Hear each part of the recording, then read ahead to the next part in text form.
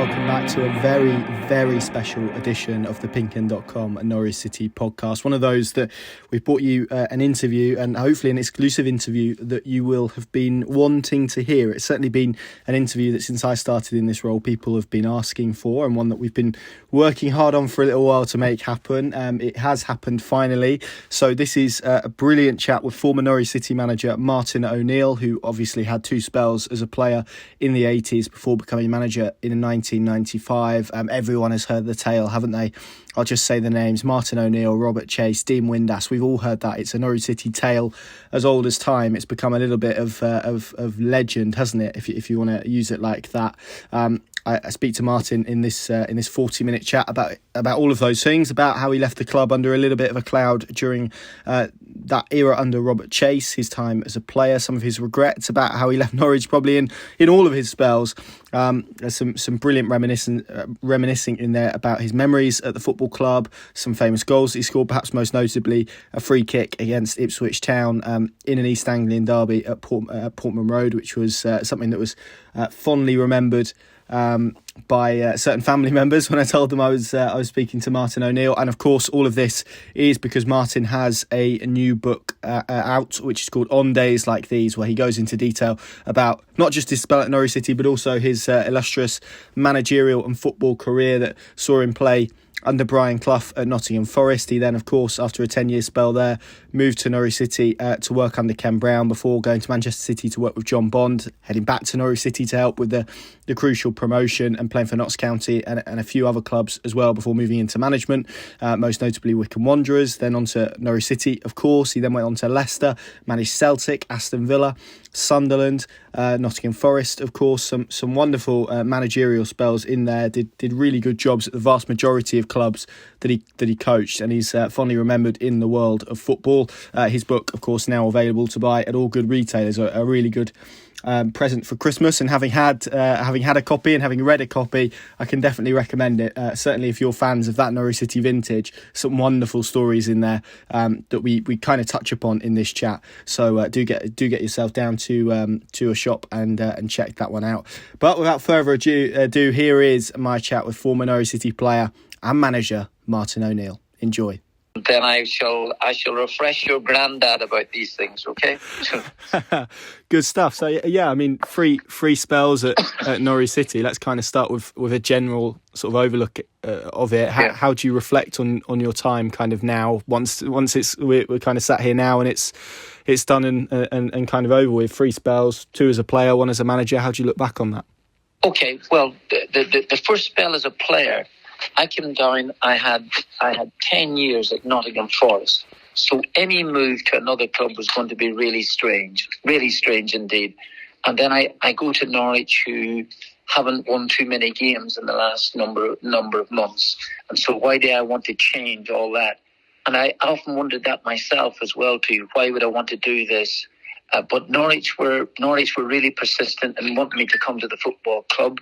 That, do you know, believe it or not, that still a major pull for players or for people. Mm-hmm. Do you know, the thought that you were really wanted at this club. And my time had probably run at Nottingham Forest. You know, the team was changing. Lots of players were leaving at that particular time. No longer was that sort of success guaranteed in any aspect. So to go to Norwich then, even though it was going to be a struggle, if I tell you that in terms of lifelong friendships with people that I've had with the likes of Joe Royle, that I've had with Mickey Maguire, that might tell you the sort of the what shall I say, the camaraderie that was around the football club. And you wouldn't have thought that they were in the position that they were when I joined. You know, there was still a bit of spirit. Players had obviously lost a bit of confidence, and I thought that I could maybe what shall I say, inspire is too strong a word, but certainly maybe help them regain that confidence. Anyway, the long and the short of it is that I suppose because there was only 11 games left that season, and I didn't, and they were in such a precarious position, I suppose rather selfishly, I asked for a get-out clause in that sense, having spent the last couple of years with Nottingham Forest and at the upper echelons of the league, then I suppose maybe didn't think it was going to be my fault that if the team went down, although you never know. But but if we had stayed up that season and we made a fist of it by winning 4 consecutive games and then lost the last game, although that wouldn't have counted really, even though Leicester beat us, because Sunderland went up and Sunderland won a game at Liverpool, which you weren't really expected to do. But I had a sort of a get out clause. But if Norwich had stayed up, I'd definitely have stayed. I had really a good rapport with it, not just the fans but with the players. Genuinely loved it, and it was a whirlwind couple of months for me, from that time to the end of the season. So it was with a lot of regret that I left the club to go to Manchester City, and then John Bond and I perhaps maybe didn't get on all that famously. I didn't play well enough at Manchester City either. Some of those things that can happen.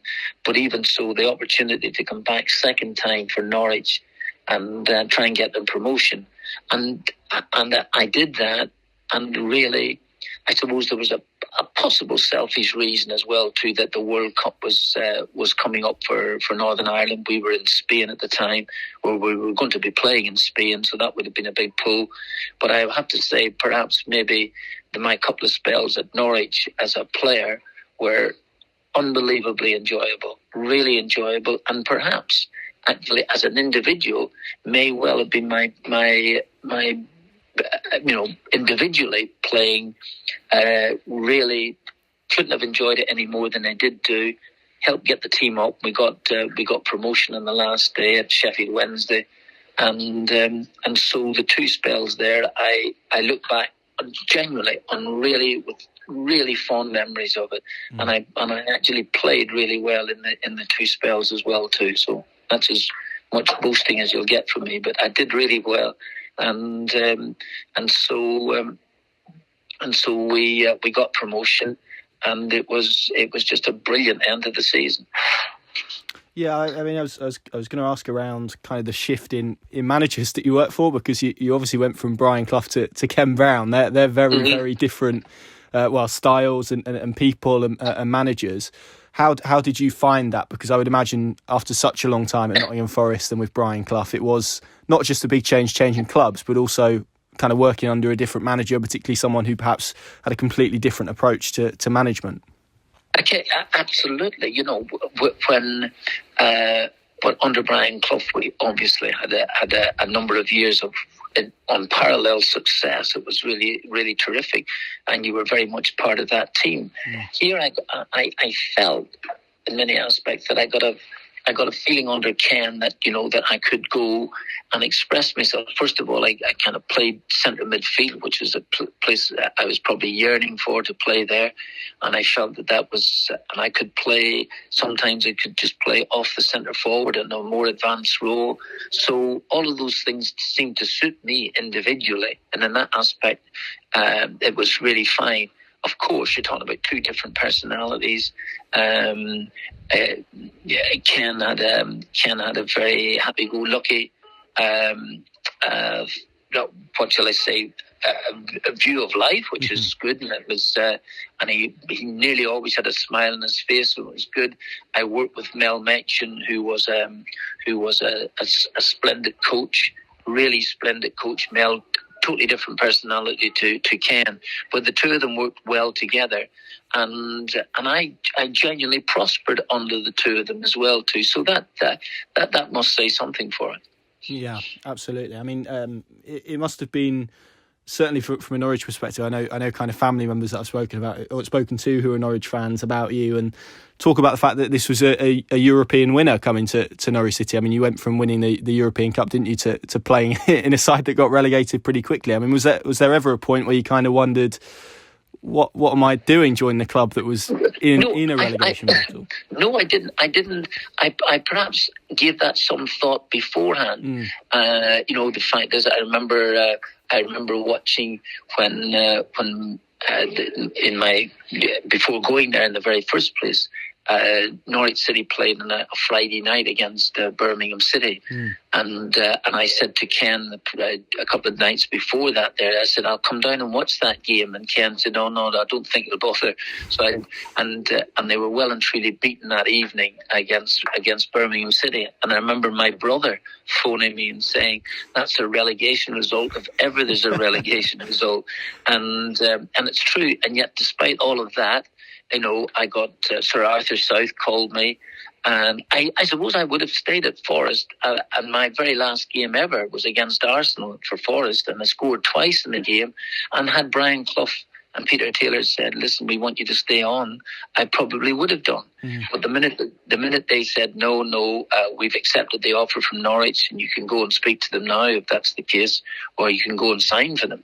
Then I thought, well, okay, that's what they want to do, and I'm going to do it. But after that, I didn't really give the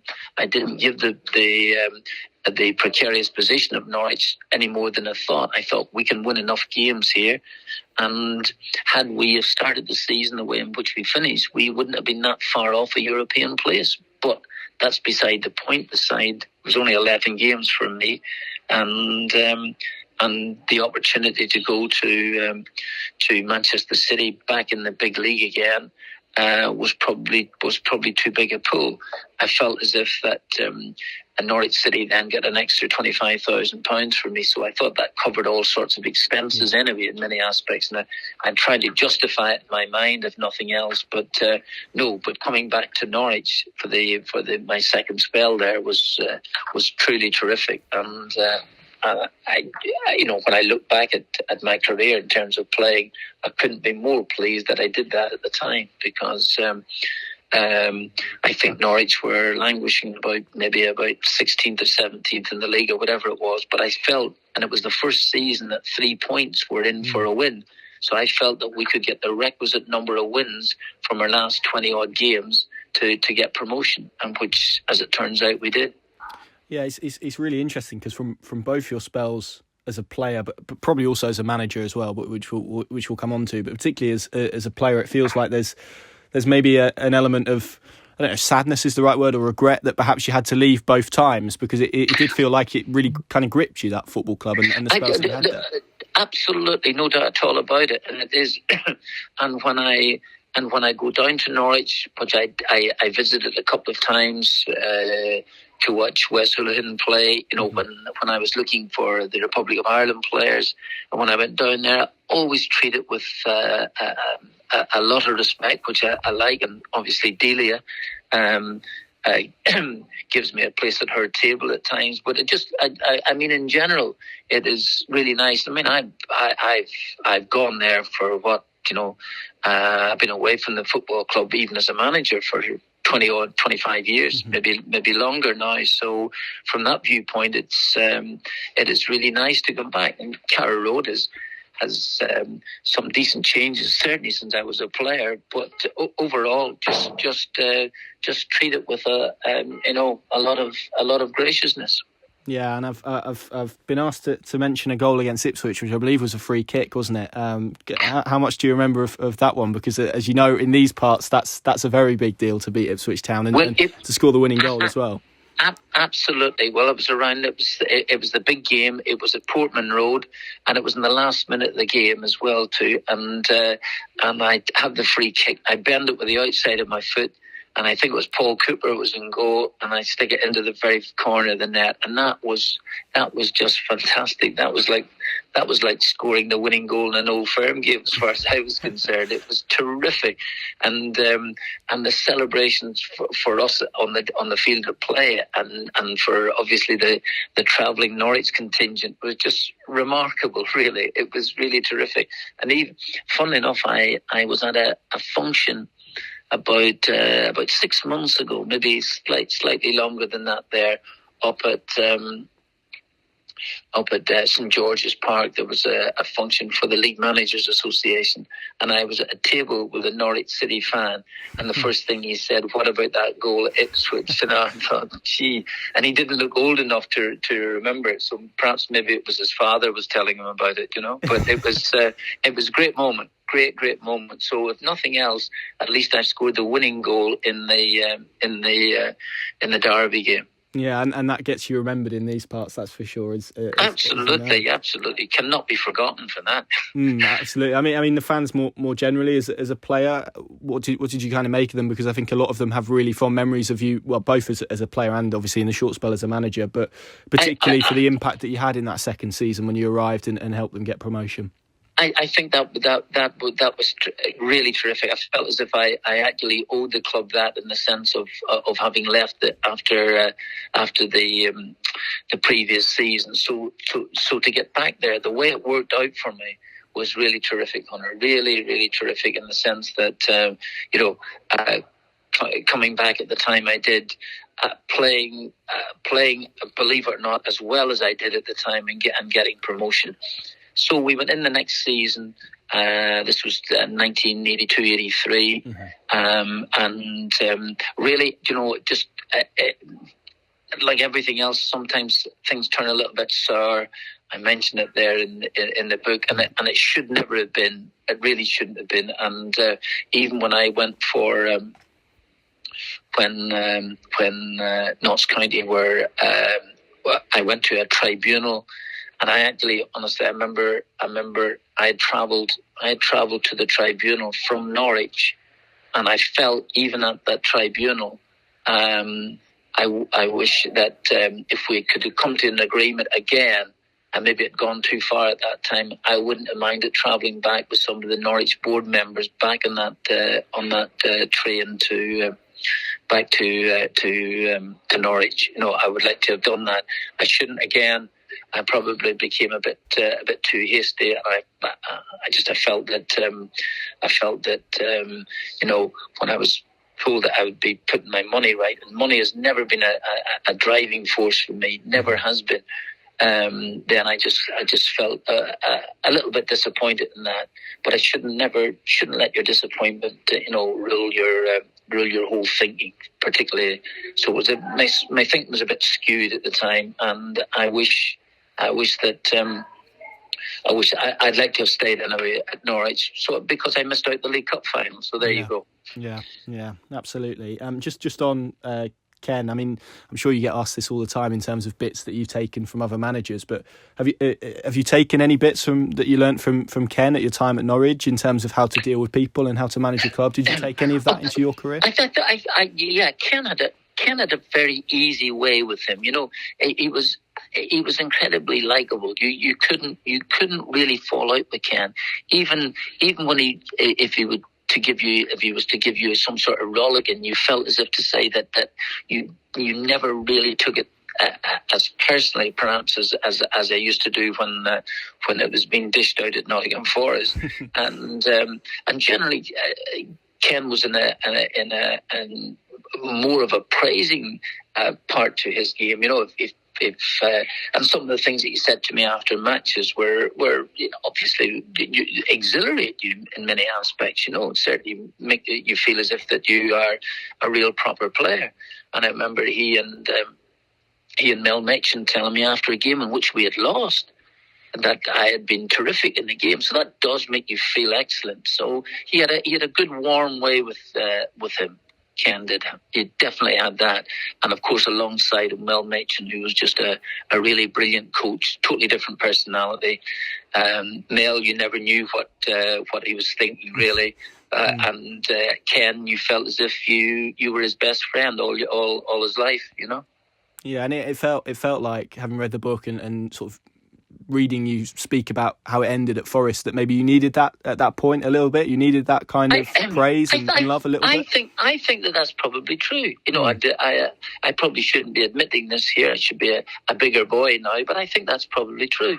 And the very fact that they come down and thought that you really were a really decent footballer, and to be told that on occasion, and as quickly as I was told, of course, it makes you, it certainly gives you a lift, and to be told that among the rest of the players in the dressing room is really uplifting.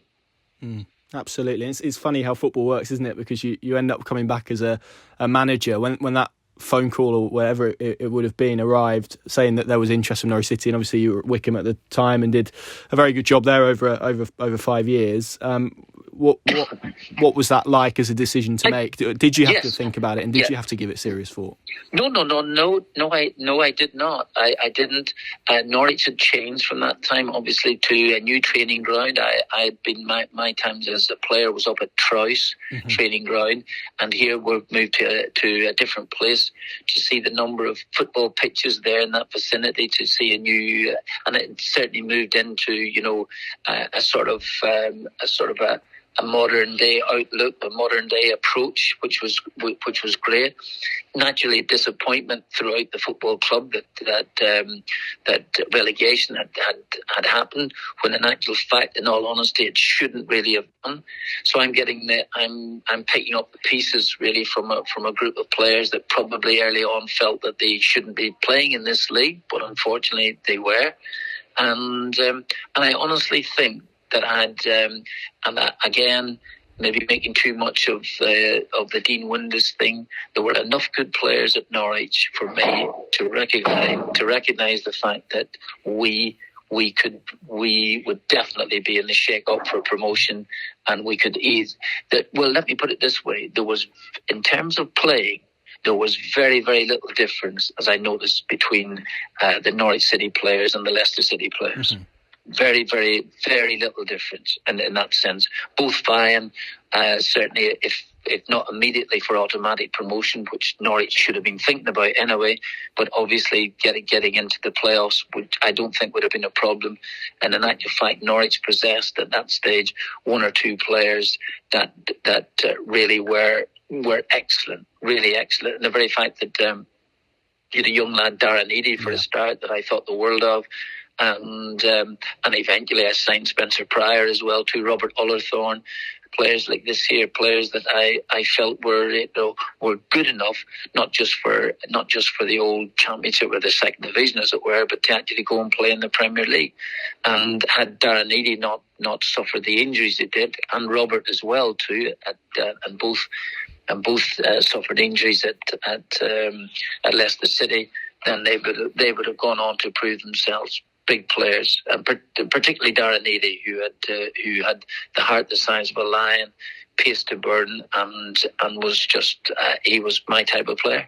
Yeah, it's a really interesting squad that you inherited, because you had some of the players that were left from that famous European, or famous in these parts, but European run where they beat Bayern Munich. You had young players, you mentioned Darren Eady, but it was at a club that had been relegated. How difficult is that challenge as a manager, to walk into a club that is kind of on its knees a little bit and needs a lift, or is that something that you really relished?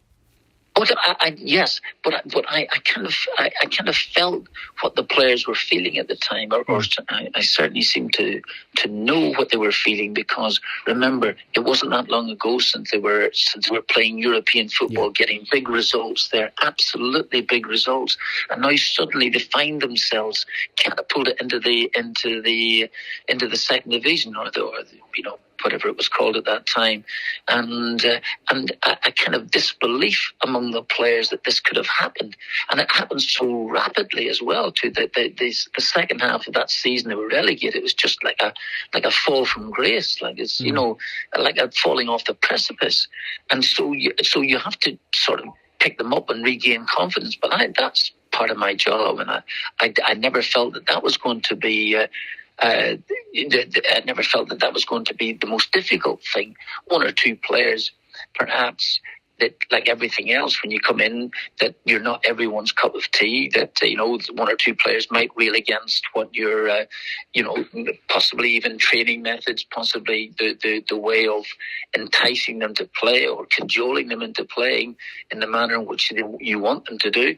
But overall, I know, with very few exceptions, the players were accepting of what we were saying, and I as I said to you, that I genuinely believe that had I stayed there, even forgetting about and this is, I suppose, part of it all. Had I stayed there, I honestly think that regardless of whether Dean Windass came to the football club or didn't, that we had the wherewithal to get promotion ourselves.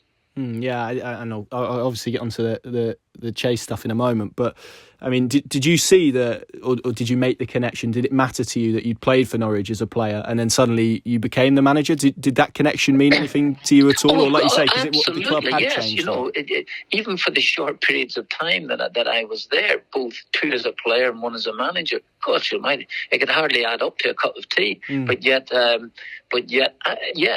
honestly really enjoyed it immensely. And you know what? There was part of me didn't even mind the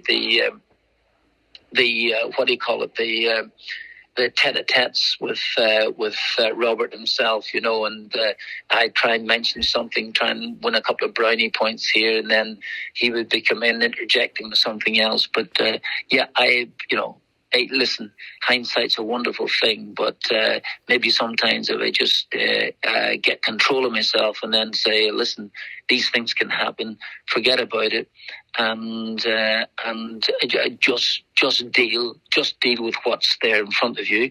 And if you're not going to get your way, don't go off in a huff. You know, that's too bad, and deal with it and get on with it. And, maybe I sometimes learn these lessons too late in life. Yeah, I mean, that was one of the questions I was going to ask you, really, in terms of, I mean, is regret too strong a word? Do you regret how that all sort of panned out? You know what? At the time, I got into one of those things that I felt that it was only because I didn't think that Mr. Chase had chased up on the whole Dean Windass situation, and I felt that was a bit uncomfortable. But if I was to analyse it now, if I could put myself back in there again, I wouldn't. I would have not remonstrated at the board meeting. I wouldn't have done those particular things. Remember, I'm the same person that quite a number of years earlier stormed into Yes. a board meeting that Sir Arthur South was holding one evening in a summer evening away back in 1982. So from that viewpoint, I think that just get hold of yourself and look at it from another perspective, perhaps. Yeah, I mean, Robert Chase is someone who is very controversial. I think that's maybe an understatement in terms of Norwich City's history. You were obviously manager at a time where there were protests outside and there was a lot of fan unrest. I mean, you must have felt that all of these things probably make life a little bit more difficult for you as a manager trying to pick up a football club and trying to get them promoted. Yes. I mean, sometimes you just have to divorce yourself from that. I felt as if I had genuinely, and this is one of the most important things, felt genuinely I had the crowd on my side. Not every moment of my managerial time there was a beautiful moment. It wasn't. We lost a game against Leicester City, 1-0 in a match that I felt that we should have won. Could easily have won that game, and we lost that match at Carrow Road. But there were other games where we were resoundingly good. And we were getting on a little bit of a League Cup run. We won this big game at Bradford City one evening, and where we after the match was over, we stopped off in a restaurant in Bradford. And by the time that we got home to Norwich, it must have been at least 5 o'clock in the morning or something like this here. But it was wonderful. It's just a great feeling, and the players were really up for the game, and we'd won.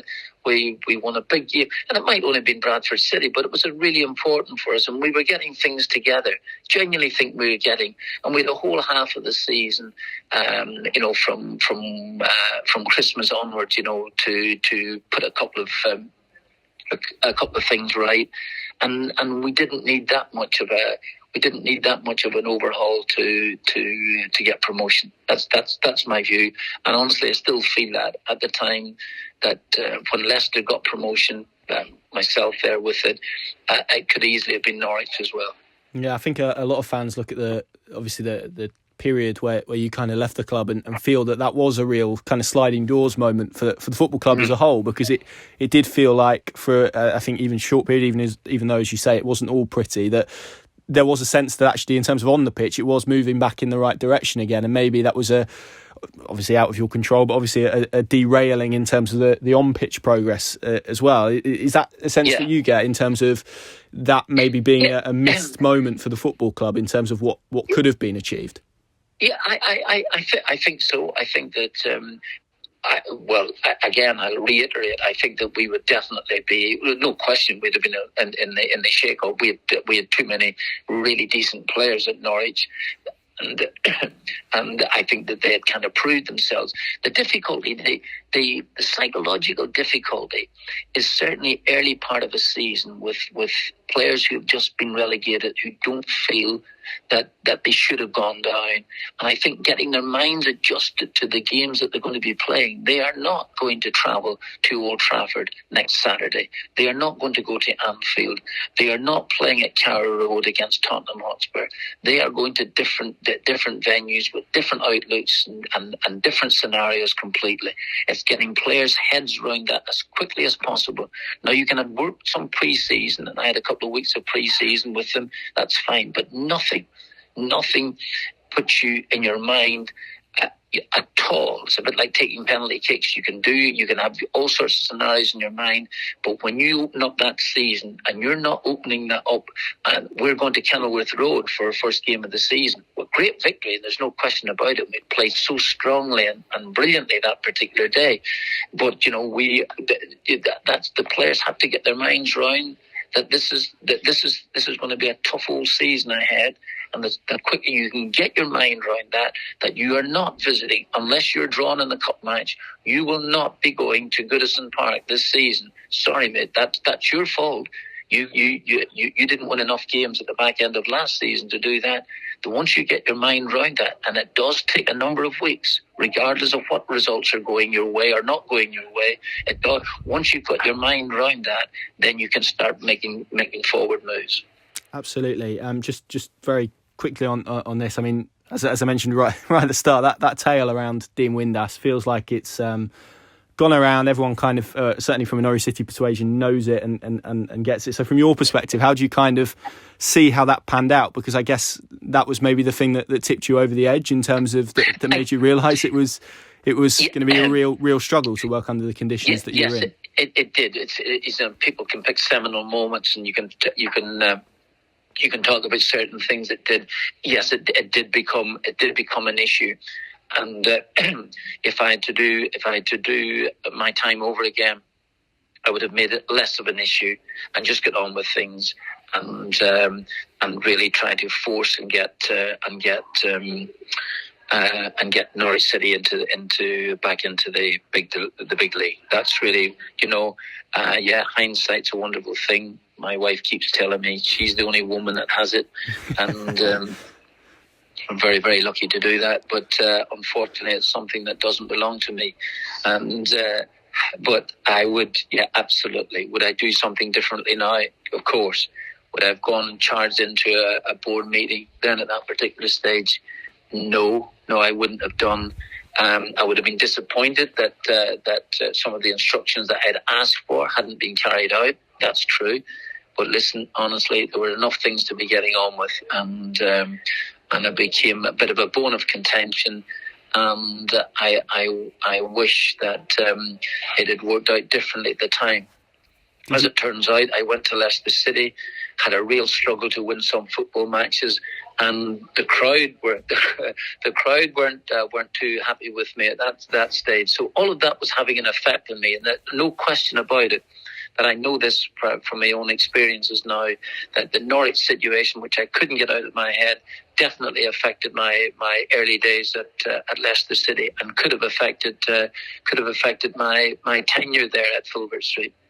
Absolutely. I mean, did you ever have any situation after you left Norwich where you saw Robert Chase again? Was there ever that kind of situation? No, never did. Never did. Absolutely, never did.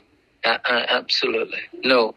And I think when Martin George, the chairman, and here's the whole point about it, and I was speaking to Martin George just recently, Martin George celebrated his 80th birthday. He was the chairman of Leicester City, and I went to his 80th birthday party, which was really nice, a nice occasion, only a few weeks ago. And he said that when he was dealing with Robert Chase, and here was something, and I seriously, this is true. He said that Robert Chase was incredibly complimentary about me as a manager at the club. Which honestly he was, so really was. So that took me aback a little bit as well too. So I'm even more regretful now than ever before. God Almighty, I'm an absolute soulful wreck now. So so there you are. So honestly, when he was speaking about me, when I was coming to Leicester, that Robert Chase was incredibly complimentary about me. So that was. Right. Okay. So there you go. Absolutely. I mean, just to bring it up to modern day, because I mean, some of the stuff that you've mentioned there in terms of trying to transform a group after relegation. I mean, that's obviously really similar to the situation that Dean Smith and Norwich find themselves in at the moment after relegation. They've maybe had a bit of an inconsistent start, and I guess from your perspective, from a manager's perspective, you put that down to maybe. Everyone likes to use the term hangover. I don't know if it's the right one, but that kind of shift. Yeah, absolutely. I would do. But you have to get over that seriously as quickly as you possibly can. And you might be, you might be into the season for maybe 10 or 11 games. But once you start to realise, I'm sorry, lads, this is it. This is going to be a tough old time again. And they're really hard. And you really have to just adjust. You just have to knuckle down and get on with it. And there are moments where you are actually going to have to play like this. You're going to have to play at the top of your game, not just for a Saturday afternoon, but for a Tuesday evening, for a Wednesday evening, for a Sunday afternoon. You're going to have to, and you're going to have that all the time. So here, there's been a little break, for the World Cup. Now you get back at it, and it just has to be really focused from here on in. And that's it. But Norwich City have done it. They've done it before. They can do it again. They and if they can get up, it's not going to be easy, regardless of whether you've some Premier League experience. That counts for, honestly, do you know what? It counts for very little when you're when you're absolutely, battling away on a Tuesday night somewhere. But really, you've got to just get your head down, get on with it. And really, Norwich City can make it. They can make it again, which would be fantastic. And the last thing you want to be is a club that's, going up is maybe too good for the Championship and seemingly not good enough from the Premier League. That's the way it looks from afar. It's certainly over the last few years, but that's the case. But getting back out of this league is not easy. But it can be done. Just finally, obviously, Dean Smith, someone who managed Aston Villa as well, one of your other former clubs. What do you make of him? Have you had many encounters with him in terms of as a manager? Dean, yes. When I was at the Republic of Ireland manager, Brentford had a player, a little lad called Judge, who played for them at the time before a serious injury. And I used to enjoy going to Griffin Park to watch Brentford under Dean Smith. I thought they played some really attractive football, really, really nice. And they were a nice team to watch. So it didn't become a major surprise to me when he got the opportunity to go and manage at Aston Villa, which is his boyhood club. And so really, Dean knows what to do. He knows he's been in this league before, with Brentford, and he knows obviously knows the expectations now of Norwich City particularly, and I think that just it's this coming to terms with, and it's the players coming to terms, which I'm sure now if they haven't come to terms with it by Christmas, they'll never come to terms with it. But I think that they will do, and I think that just getting a consistency of results, just moving again. There's nothing separating quite a number of the teams. Norwich are as capable of beating any of those sides as the sides might be able to nick a result off Norwich as well. It's just winning. It's just starting again here immediately. Getting the team completely focused. All the things that Dean Smith doesn't need me to tell him. He knows that himself. He's had loads of experience. But Norwich can do it, absolutely. Just a final one from me. I think Norwich fans would be disappointed if I didn't ask you about Wes Hoolahan, someone who's so popular. Obviously, you managed him as a Republic of Ireland manager. What did you make of him, both as a person and a player? Because I think he's absolutely adored here. As a person, Wes is a really good lad. Really genuinely good lad. He had a lot of natural talent, not physically the strongest in the world sometimes, if that's the case, and performed when he didn't always start in my games here, because sometimes we needed a little bit more physicality, certainly early on. We could come in and maybe change a game, but when he did start in one or two games, one game I remember, our first game against Sweden in Paris in the Euros in 2016, where he scored the most fantastic goal.